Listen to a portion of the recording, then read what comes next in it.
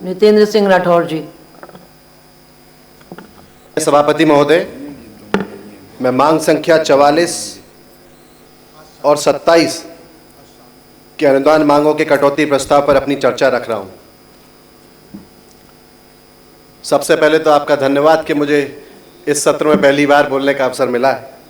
माननीय सभापति महोदय, मैं बड़े दुख के साथ इस सदन में कहना चाहता हूं कि मध्य प्रदेश के उच्च शिक्षा विभाग का यह बजट युवाओं के साथ सीधा अन्याय है। सरकार आंकड़ों की बाजीगरी कर सकती है, लेकिन हकीकत यह है कि यह बजट विकास का नहीं, व्यवस्था चलाने भर का बजट है। महंगाई लगातार बढ़ रही है, कॉलेज के खर्च बढ़ रहे हैं, लेकिन उच्च शिक्षा के बजट में जो वृद्धि दिखाई दे रही है वो केवल कागजी है। वास्तविक रूप से यह बजट ठहराव का बजट है।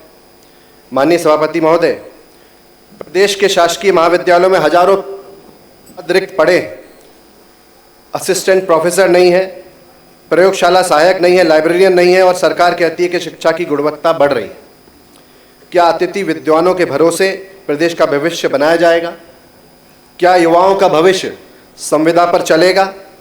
विश्वविद्यालयों महाविद्यालयों की इमारतें जर्जर हैं।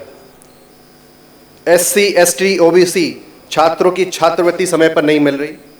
गरीब छात्र फीस जमा करने के लिए दर दर भटकता है। क्या यही युवा सशक्तिकरण है? नई यूनिवर्सिटीज़ की घोषणाएं तो कर देना आसान है, लेकिन उनके लिए पर्याप्त फंड कहाँ है? पहले जो संस्थान है उन्हें तो मजबूत कीजिए।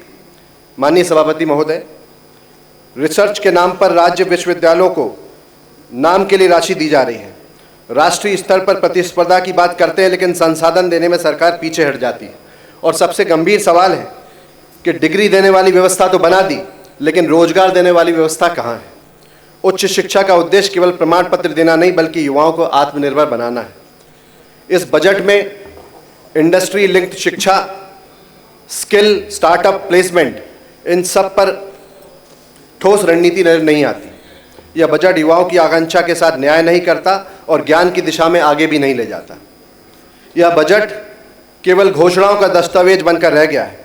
मैं सरकार से मांग करता हूं कि रिक्त पदों पर तुरंत नियमित भर्ती हो, ग्रामीण कॉलेजों के लिए विशेष इंफ्रास्ट्रक्चर पैकेज दिया जाए, छात्रवृत्ति समयबद्ध और पारदर्शी प्रणाली हो।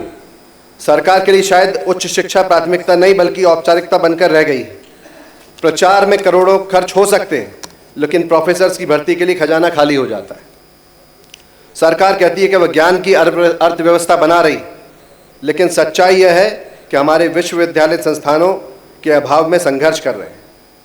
माननीय सभापति महोदय, घोषणाओं की रैंकिंग्स नहीं सुधरती, निवेश से सुधरती है। अगर यही नीति रही तो मध्य प्रदेश का युवा डिग्री लेकर बेरोजगारी की लाइन में खड़े रहेंगे और सरकार उपलब्धियों की प्रेस कॉन्फ्रेंस करती रहेगी। यह बजट युवाओं के सपनों को पंख देना का नहीं, बल्कि इंतजार कराने का बजट है। माननीय सभापति महोदय, डिग्री देने से भविष्य नहीं बनता, गुणवत्ता और रोजगार देने से भविष्य बनता है, और इस बजट में दोनों की कमी साफ दिखाई देती है। सरकार यदि सच में युवाओं के साथ है तो आंकड़ों की ढाल छोड़कर भर्ती, बजट और बुनियादी सुधार पर निर्णय ले।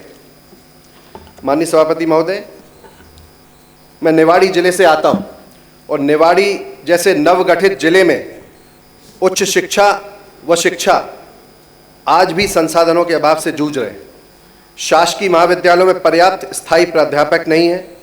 छात्र छात्राओं को विषय तो मिल जाते हैं, लेकिन विषय विशेषज्ञ नहीं मिलते। कई विभाग अतिथि विद्वानों के भरोसे चल रहे हैं। प्रयोगशालाओं में आधुनिक उपकरणों की कमी है। लाइब्रेरी में नई पाठ्य पुस्तकों का अभाव है। ग्रामीण और सीमावर्ती क्षेत्र होने के कारण यहाँ के छात्रों के पास निजी कॉलेज का विकल्प भी नहीं होता। वे पूरी तरह सरकारी व्यवस्था पर निर्भर हैं। सभापति महोदय, मैं सरकार से पूछना चाहता हूँ, क्या निवाड़ी जिले के युवाओं के सपने छोटे हैं? क्या उन्हें गुणवत्तापूर्ण शिक्षा का अधिकार नहीं है?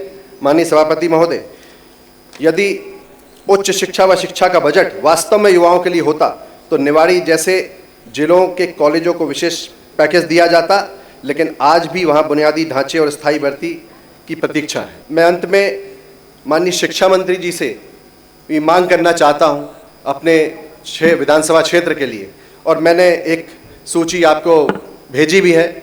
मेरी आपसे विनम्र निवेदन है कि जो स्कूलों की हालत जर्जर है, कई जगह शौचालय नहीं है, फर्नीचर बहुत ख़राब है और बहुत जर्जर स्थिति में स्कूल्स हैं, उसको जल्दी से जल्दी उसकी स्वीकृति कर दें, जिससे हमारे क्षेत्र के छात्र छात्राओं के साथ भी न्याय हो। और उसके साथ मैंने सांदीपनि स्कूल के लिए भी आपसे मांग की है। मैं चाहूँगा कि पृथ्वीपुर विधानसभा के जेरोन, मोहनगढ़, दिगोड़ा में अगर सांदीपनि स्कूल आप देते तो हमारे क्षेत्र के जो नौजवान हैं उनका भविष्य भी उज्जवल होगा और उनको बेहतर शिक्षा मिल सकेगी, ये आपसे कामना है। और उस शिक्षा मंत्री जी से भी चाहूँगा कि हमारे यहाँ मोहनगढ़ पृथ्वीपुर विधानसभा में महाविद्यालय है, उसमें और व्यवस्थाएं, कुछ खेल का मैदान और कुछ बेहतर व्यवस्थाएं हो सके, और पृथ्वीपुर महाविद्यालय में यदि एक ऑडिटोरियम हो सके तो आपकी बड़ी कृपा होगी। आपने मुझे बोलने का अवसर दिया, बहुत बहुत धन्यवाद।